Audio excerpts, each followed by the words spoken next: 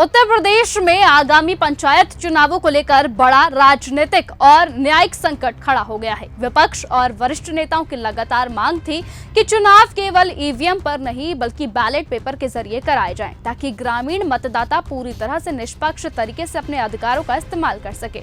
इस पर Allahabad high court की लखनऊ बेंच ने केंद्र और उत्तर प्रदेश सरकार दोनों से जवाब तलब कर लिया और 6 हफ्तों के अंदर अपनी स्थिति स्पष्ट करने का आदेश दिया। इस कदम को विपक्ष की जीत माना जा रहा है, क्योंकि अब सरकार को बैलेट पेपर की मांग माननी पड़ सकती है।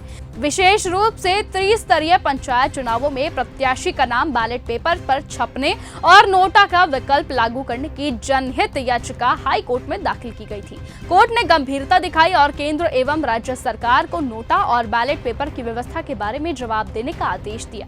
यही नहीं, इस फैसले के बाद राजनीतिक हलकों में चर्चा ये है कि यूपी की सरकार जो पहले इस मामले में बचाव करा करती थी, अब चंद्रशेखर आजाद, मायावती, अखिलेश यादव और भी अन्य विपक्षी नेताओं की मांग के आगे झुकती हुई नजर आई है। माना जा रहा है कि बैलेट पेपर और नोटा की मांग को मानना सरकार के लिए अनिवार्य हो सकता है, जिससे विपक्ष का दबाव बढ़ेगा। ये सिर्फ पंचायत चुनाव तक सीमित नहीं रहने वाला है, बल्कि इसके असर 2027 के विधानसभा चुनाव, पश्चिम बंगाल और असम जैसे राज्यों के चुनावों में भी देखने को मिल सकते हैं। ग्रामीण मतदाता जो अक्सर निर्विरोध उम्मीदवार या सीमित विकल्पों के कारण अपने अधिकार का इस्तेमाल नहीं कर पाते थे, उनके लिए ये बड़ा बदलाव होगा। अगर कोर्ट का आदेश लागू होता है तो चुनावों की पारदर्शिता बढ़ेगी और लोकतंत्र में मतदाताओं के अधिकार मजबूत होंगे।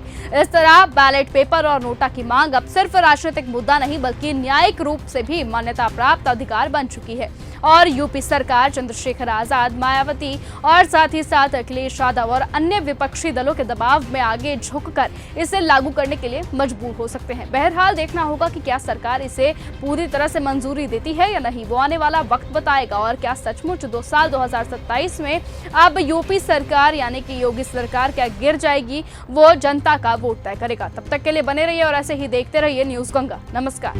अगर आपको ये हमारा वीडियो पसंद आया हो तो इसे लाइक और शेयर करना बिल्कुल ना भूलें। साथ ही हमारे चैनल न्यूज गंगा को सब्सक्राइब और फॉलो जरूर करें, ताकि देश और दुनिया की हर बड़ी खबर आप तक सबसे पहले पहुंचे।